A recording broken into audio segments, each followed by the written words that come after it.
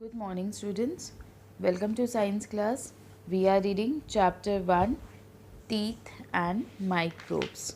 So till now we have read about parts of a tooth.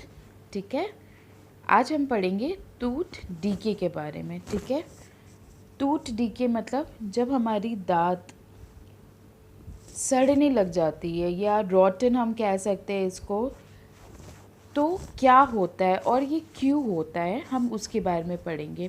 जैसे मैंने आपको बताया था पार्ट्स ऑफ ए टूथ के बारे में कि हमारे दो पार्ट होते हैं, क्राउन जो विजिबल पार्ट होता है एंड द रूट जो गम्स के नीचे होता है.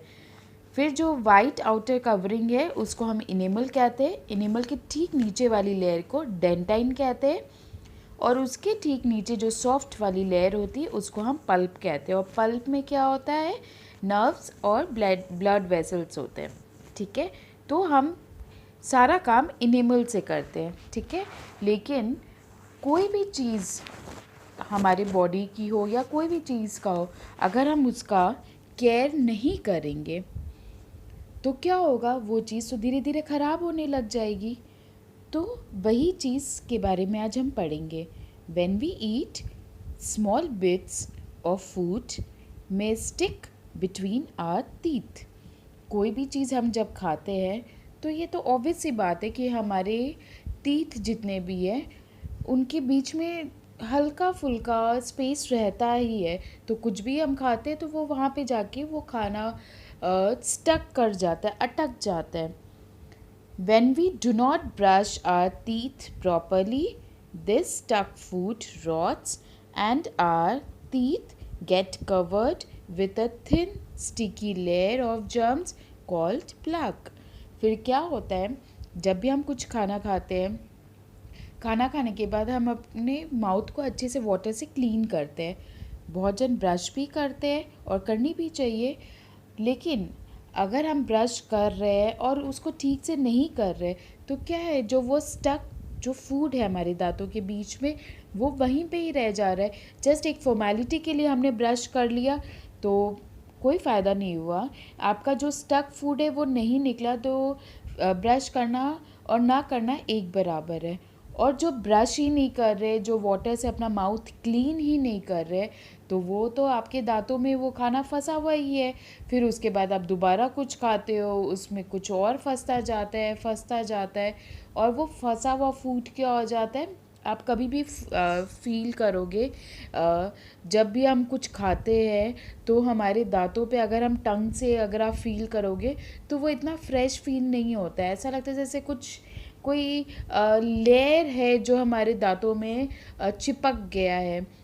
लेकिन जब हम उसको माउथ को अच्छे से वाटर से क्लीन करते हैं या हम ब्रश कर लेते हैं तो दोबारा हमारा टीथ जो है हमें इतना फ्रेश फील होने लग जाता है.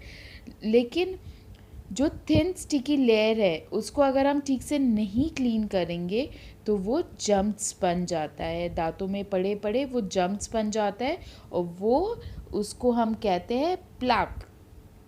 ठीक है, उसको प्लाक कहते हैं, वो प्लाक हो जाता है. This plaque reacts with the sugar present in the food to produce acid which affects the tooth enamel and starts sticking it. फिर क्या होता है, ये जो प्लाक है, अब जम्स है, जम्स को तो चाहिए ही ऐसी चीज़ें, गंदी गंदी चीज़ें चाहिए जो सड़ जाती है, जो ख़राब हो जाती है, जो रॉटन हो जाती है. जम्स को तो जम्स का यही फेवरेट फूड होता है. तो जो चीज़ें आपके दांतों के बीच में कई दिन से फंसी हुई है, आप उसको नहीं ठीक से क्लीन कर रहे हो, तो वो जम्स का फेवरेट फूड बन गया है. जम्स उसको धीरे धीरे खाता जाता है और हमारे खाने में जो शुगर होता है, मैंने आपको बताया था ना ग्लूकोज होता है हमारे खाने में, वो ग्लूकोज क्या करता है कि जम्स वो ग्लूकोज की हेल्प से एक एसिड प्रोड्यूस करता है, एक एसिड निकालता है जो कि हमारे दांतों को वो ख़राब करता है. हमारे जो इनेमल पार्ट है, दांतों का जो सबसे ऊपर वाला पार्ट है इनेमल, इसको वो धीरे धीरे ख़राब करने लग जाता है. और फिर क्या होता है, हमारी दांतें धीरे धीरे डिकेइंग होने लग जाती है, ये ख़राब होती जाती है, सड़ने लग जाती है. फिर इसका रिज़ल्ट ऐसा होता है, जब हमारी फ्रेश टीथ रहती है तो वो एकदम एग्जैक्ट शेप में रहती है. लेकिन अगर हम उसका प्रॉपर केयर नहीं करते तो क्या होता है, हमारे दांतों के बीच में होल्स होने स्टार्ट हो जाते हैं। जो जम्स है वो हमारे दांतों को धीरे धीरे खाना शुरू कर देते हैं और खाते खाते वो कैविटीज़ हो जाती है, होल्स हो जाते हैं। तो इससे क्या होता है, this is called tooth decay. इसको हम टूथ डीके कहते हैं। इससे क्या हो जाता है फिर, इट कॉजेज होल्स और cavities in the enamel and dentine. तो क्या होती है, क्या इनेमल में होल्स होने स्टार्ट हो जाते हैं। अब अगर इनेमल में ऐसे होल्स, इनेमल में देखिए अगर ऐसे होल्स होंगे तो ये जो डेंटाइन वाला पार्ट है ये तो विजिबल हो जाएगा। कुछ भी अगर हम यहाँ से खाएंगे और यहाँ पे होल है तो वो डायरेक्ट हमारे डेंटाइन को जाके हर्ट करेगा, है ना। As a result the nerves and the blood vessels in the pulp get exposed. अब अगर हम अपने टीथ का अच्छे से केयर नहीं करेंगे तो यहाँ पे होल होएगा तो डेंटाइन में पहुँच जाएगा। फिर धीरे धीरे जम्स डेंटाइन को भी खाना स्टार्ट कर देंगे तो वो सीधा पल्प में पहुँच जाएगा खाना। तो पल्प में अगर पहुँच जाएगा तो पल्प में ही हमारे नसें होती है। तो हम कुछ भी, वो सेंसोडाइन का एक ऐड आता है, आप देखे भी होंगे कि कुछ भी ठंडा या गर्म हम जब भी खाते हैं तो वो डायरेक्ट हमारे दांतों पे लगती है, हमारी नसों पे लगती है।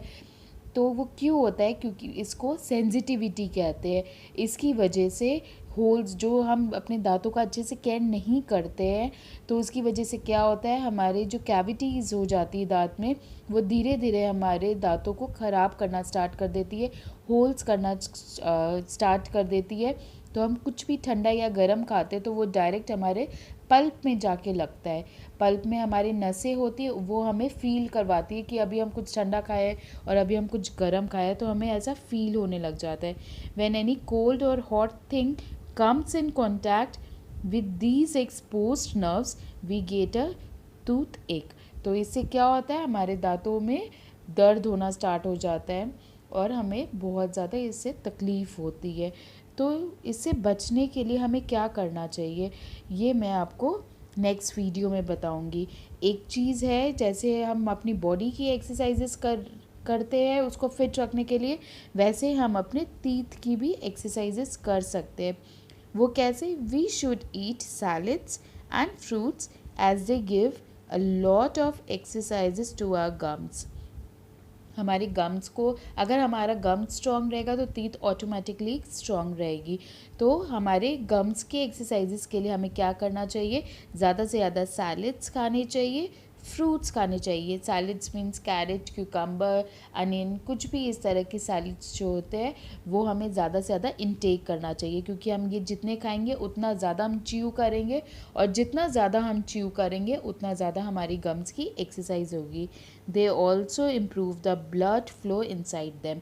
और हमारे गम्स के अंदर जो नर्व्स है, जो हमारे ब्लड फ्लो होते हैं, वो भी और भी अच्छे से होने लग जाएगा। ठीक है, तो ये टूथ डीके का मैंने आपको रीज़न बताया कि हमारे दांतों में हमारे दांत डिकेइंग होना कैसे स्टार्ट हो जाते, क्यों होते, और इससे बचने के लिए हमें क्या करना चाहिए ये हम नेक्स्ट वीडियो में पढ़ेंगे। Okay, till that time have a nice day, take care.